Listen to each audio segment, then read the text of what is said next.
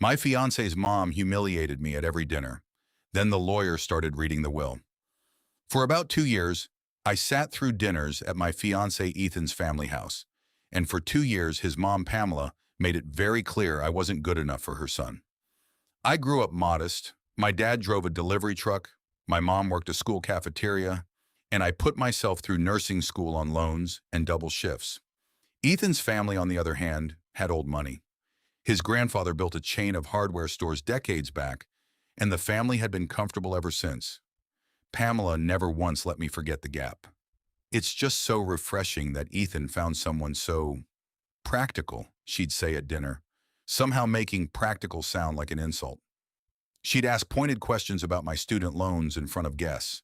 Once joked that I should make sure the prenup's fair to everyone, staring right at me the whole time. Ethan defended me, to his credit, constantly, but it clearly wore on him and his mom. And honestly, I told him more than once I didn't need his family's approval, just his loyalty. He gave me that much, at least. The one person who never piled on was Ethan's grandfather, Arthur, the actual patriarch who'd built the hardware chain from nothing. Arthur was quiet at those dinners, more of an observer, but always kind to me specifically. Asked about my shifts, remembered little details weeks later, told me once privately he respected people who build things with their hands, one shift at a time, which I always chalked up to an old man being sentimental about his own working-class roots. Arthur passed away last winter, in his sleep at 89. Whole family gathered for the funeral, and a week later, for the will. I almost skipped the reading, honestly. Felt like family business, and Pamela had made it clear over the years I was tolerated, not included. But Ethan insisted, said, "You're going to be family whether my mother likes it or not."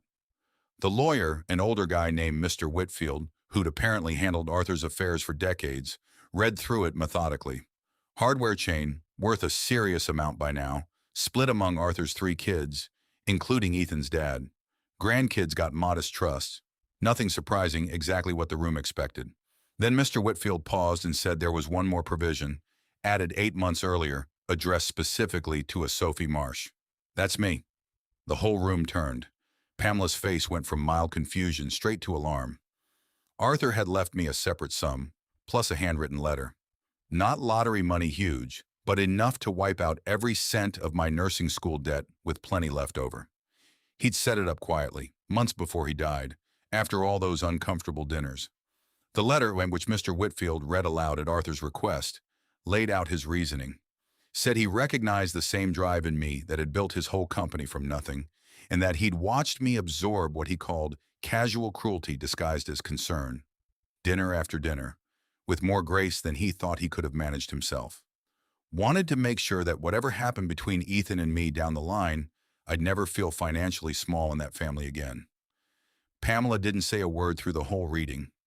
Once it was over, all she managed was, "That's a very generous gesture. Unexpected, but generous." Ethan, next to me, was crying. Not sad tears, more like vindication. Squeezed my hand under the table. Now here's the part that kept rippling through the extended family for weeks after. Arthur's letter didn't stop at explaining the gift. He added one more paragraph, addressed generally to the rest of the family, gently noting he hoped they'd think about how they treated people who married into the family, and that wealth built without character isn't worth passing down. Never named Pamela directly. Didn't need to.